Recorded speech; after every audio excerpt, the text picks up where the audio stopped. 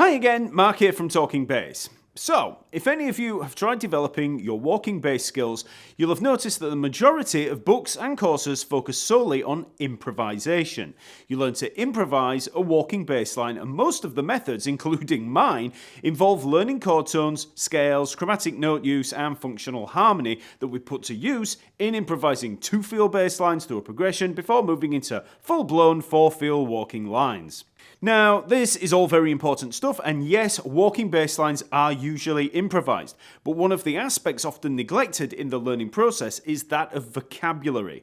Learning the common vocabulary of walking bass is equally important as learning all the nuts and bolts of theory, and this is best developed through transcription or pre-composed walking lines. Transcribing walking lines is great practice because you learn how the bass masters do it, and learning pre-composed lines, especially those written from an educational standpoint, is the perfect method for beginners to walking bass. You get to practice without the pressure of improvisation. You get to work on your tone, your time, and your general performance of a walking line. But most importantly, you get to experience the notes of the line and how they relate to the harmony. And this is how we develop our vocabulary. This week saw the release of the Walk That Bass ebook and course over at TalkingBass, and I wrote this book specifically for dealing with this aspect of learning. You get to learn pre-composed lines and develop that vocabulary. There are chapters also devoted to all of that functional harmony stuff and chord tone theory and, all of that stuff.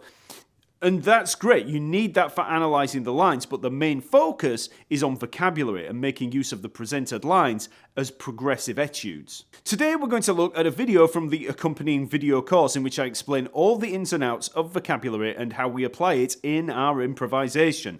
The link to the book is in the description below, so check that out, and here's a clip from Walk That Bass. Musical improvisation, be it jazz solos, blues solos, or walking bass lines, is all made up of vocabulary.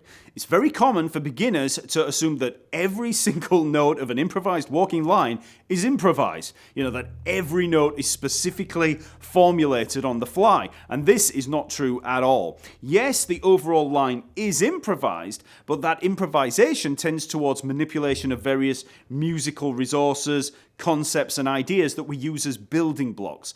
These building blocks are phrases, scale patterns, arpeggio sequences, and everything else can be seen as our musical vocabulary. We speak through our instrument employing vocabulary that we've learned over the course of our whole listening and playing life. With this in mind, it can be useful to compare musical improvisation to speech. Conversational speech is improvisation in its purest form. In a conversation, we engage in a back and forth exchange of ideas through the use of language. There's no scripting in a general conversation. We make use of words, phrases, and sentences to express all of our thoughts on the fly. But the letters and words are not improvised. We don't create those words or letters on the fly. Maybe sometimes, but most of the time we don't. They are the building blocks of our vocabulary. We employ those words and arrange them in a grammatically understandable way to express, thoughts and feelings. We might use sentences over and over again in speech in lots of different situations, saying the same thing, the same sentence, the same combination of words. But that doesn't mean that we're repeatedly saying the same thing. It's a finite vocabulary that we use in describing an infinite number of things. Musical improvisation is the same. We develop a musical vocabulary and employ various phrases and note combinations in expressing ourselves over a variety of different harmonic landscapes. In walking bass, we make use of a variety of common lines for outlining and connecting certain chords time and time again. In Walk That Bass, you'll see a variety of repeating phrases and lines throughout. As you recognize and memorize more and more of these lines, you'll develop a vocabulary that can then be used in your own improvisation over the similar chord changes. For example, here's a one-bar phrase that you'll see repeatedly in the bass lines of part 2. So for those notes there, we have D, E, F, F sharp, and G. So just in terms of the frets, I'm playing the 5th fret on the A string, then 2nd, 3rd, 4th, and 5th frets on the D string. So we start on the D, and we're making an ascending line up to the G. So think D to G, and we've got D, E, F, F sharp, G. Very jazzy sounding line. So that set of notes work over a D minor 7 leading into a G7. The root movement is by fourth, D to G, and the chord in effect is D minor 7. So this line can be memorized and stored in your mental toolkit for future use in other chord changes of the same nature. Yes, you can analyze the chord tones, scales, and chromatic movement at play, but you're essentially, you've got a standalone phrase that you're able to use over and over without the concern for the individual notes. It's just a phrase.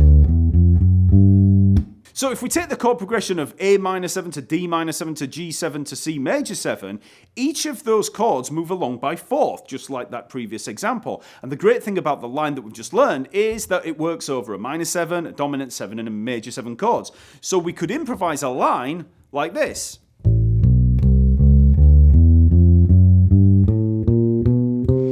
Okay, so I've just used that same pattern of root, then second, then that minor third to major third, leading up into the next chord there. A leading up to D, A minor 7 to D minor 7, then D minor 7 up to the G7, G7 up to the C major 7. It's always moving up by fourth. So we know that line works. So instead of having to think of individual notes in there, A, B, C, it's a phrase, it's a pattern that we can use that's a part of the vocabulary, and we know it works over that chord sequence. So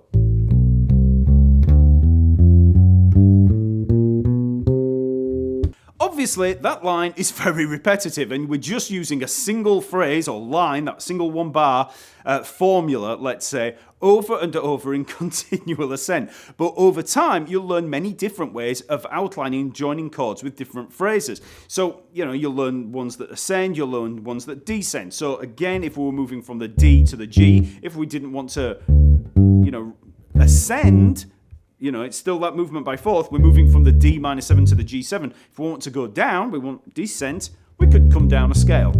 And you'll see that line again and again in the bass lines of Walk That Bass. So we've got two lines there. There's one for moving from the D to the G, and here's the other. So we've got two choices. And at no point was I really looking at the individual notes in there. I know the scales, I know the chord tones. So, I see those lines as a combination of those things. But it's just a phrase. It's just part of vocabulary. And then you'll find different ways of moving, in ascent and descent. So instead of that line, moving from D minor 7 to G7, I might learn this line. There's another one. So, you'll learn more and more of these, and the more that you analyze and study and learn the lines in Walk That Bass, the more of these lines you'll see. So, you'll learn that particular line that I showed you at the start, and then you'll see another one and think, oh, I can use that. I can assimilate that into my vocabulary and use that again in improvisation. So, like I said, over time, you'll gradually build your vocabulary, and this is the key to developing your improvisation. Imitation is at the heart of it all, and Walk That Bass is packed full of vocabulary that you can use for a wide variety of different chord progressions.